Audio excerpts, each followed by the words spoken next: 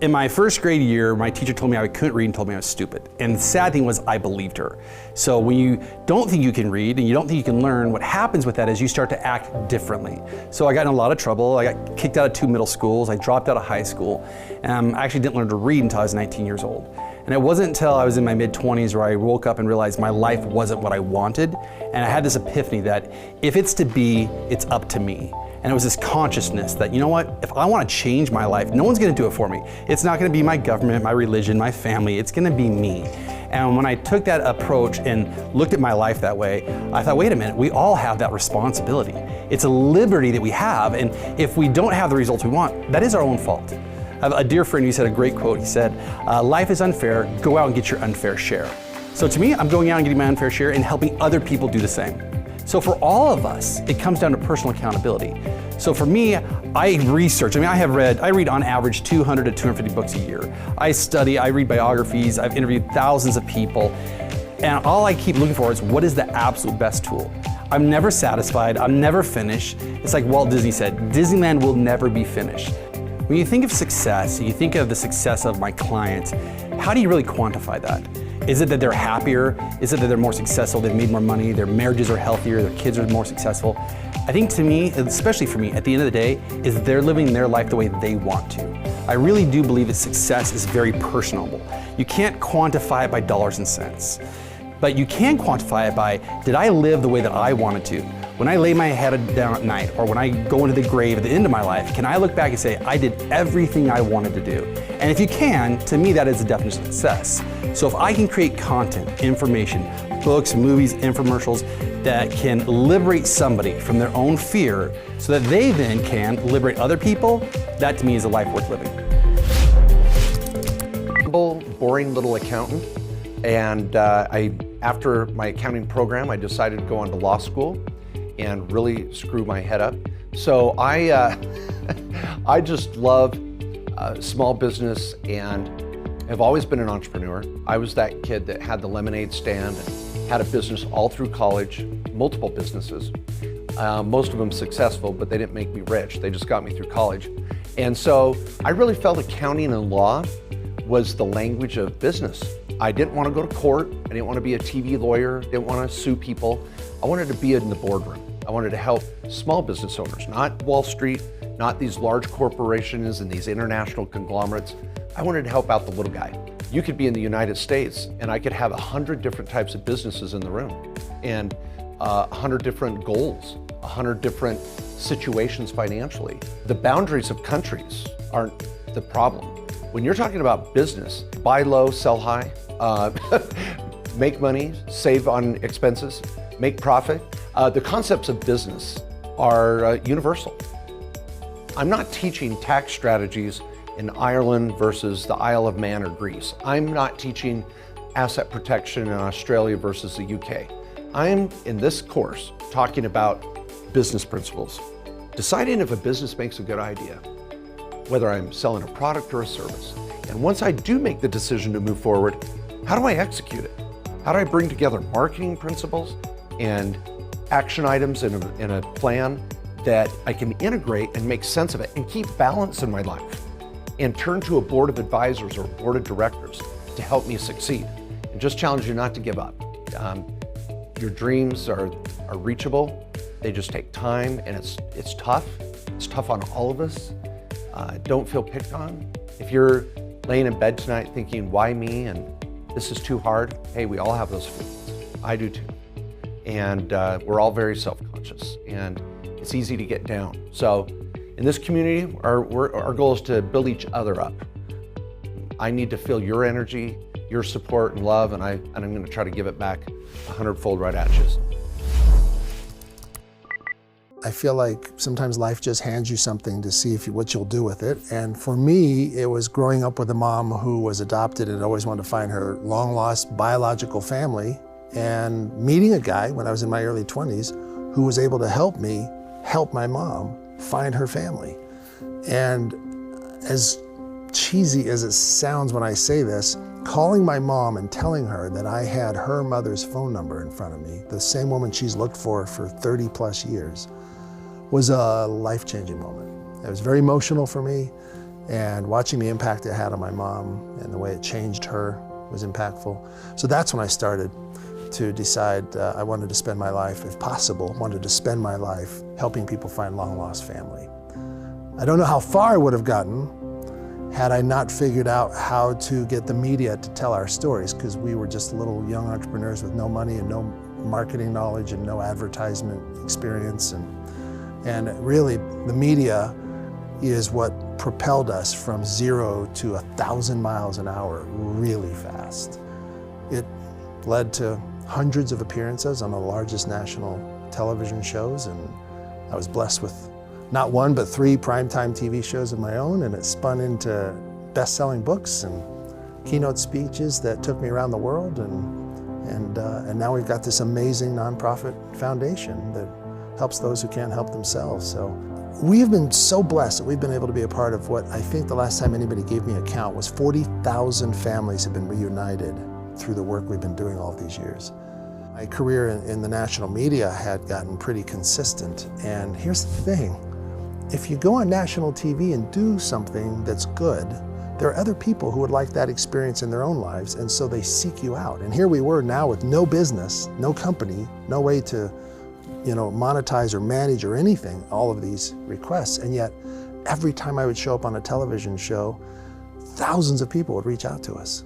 Let me share with you every single thing I have done over the last 3 decades to allow myself to reach not millions, but tens of millions of people around the world. I had the dream job running a tennis club at age 28, but at the same time it wasn't the dream job because my income had capped. So at that point, I was very fortunate because running the tennis club, I worked with highly successful individuals. And one of these individuals was one of the most successful people that I knew. And he said, look, you got to get involved in something that has more leverage. So I got involved in the direct selling industry. I built my business in 40 plus countries. It was a phenomenal experience. It was just the experience, right? It's fail forward as you go. I think I just failed more than most people. And then I said, you know what, let's write a book. So that was a process that I had a goal of way earlier as I was starting to add notes. And so the last couple of years, I've written 2 books. I have 1 ebook.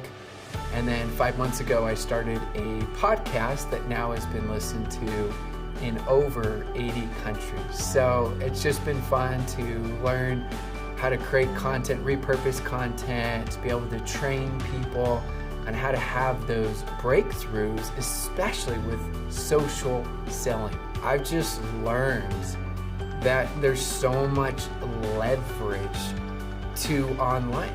Online enhances the entire experience. I come from first an old school train of thought where I did nothing online, and then I transitioned to mixing both old school timeless principles of offline and online.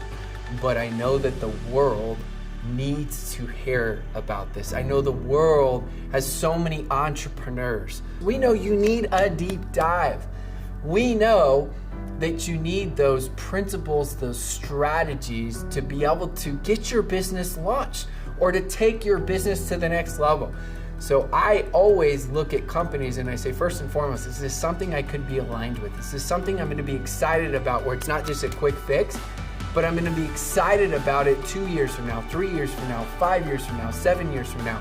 So for me, I want to make sure that I always have that passion and that energy and that I align myself with the companies that have the purpose, the vision, and the values. So I grew up really poor in my life. I grew up in a small town in Arkansas.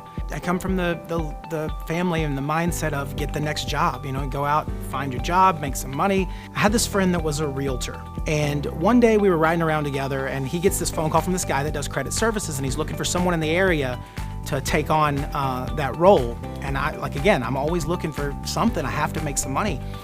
And so I take the phone call. I said, hey, I'm interested. What do I got to do? And he said, well, do you think you can sell credit services, credit repair? I can sell $1 for 5 quarters. I can sell anything, right? Just give me a shot. Within just a few months, I realized that everybody was getting ripped off. And what I did is I went to everybody I could find and I apologized. I said, hey, I think I sold you something that's It's not what you thought. But what I will do is I've learned a lot over the last few months here, and I'll try to do the thing that you bought. I'll try to give you what you wanted. And I got this phone call one day, and the guy says, hey, are you the guy helping people with their credit? And I said, I am. And he said, how much does that cost? And I started a business. I get asked this question a lot about being an instructor for Renatus. This is how I can truly help the most people, being able to go out from community to community all around the country and look and teach somebody something and then watch them light up and go, oh my gosh, I never thought of that. Oh, I never knew that. I never realized that was a thing. For somebody with a teacher spirit it's invaluable.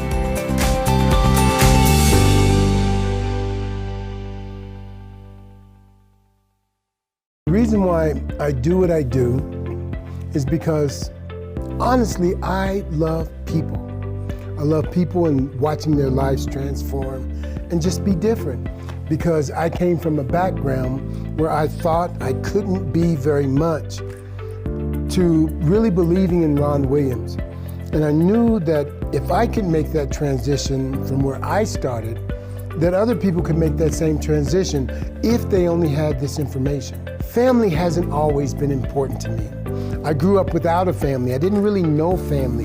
The people that I should have loved the most, I was away from, and I got an opportunity to love them at a distance. My mother, my father, my kids, all of them, I got an opportunity to love them at a distance. And when I began to change my mindset, that changed my heart and my ability to love, to give, to reach out, and to nurture. So even with this Saladio training, it helps us to change the way we think and to better embrace family, to be the man, to be the woman that we should be. So now family is crucial to me. As you see, I work a lot with my son, and I want my ceiling to be his floor. And he can take that floor and then build a ceiling for his children, and we keep progressing as generationally, on and on and on. So family is very important.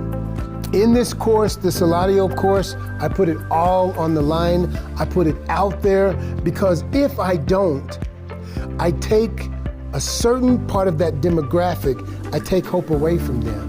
But if I tell them the honest truth, if I tell them all of the hard things, all of the things that were a struggle, if I open up and tell them that, there's somebody that's facing that same struggle.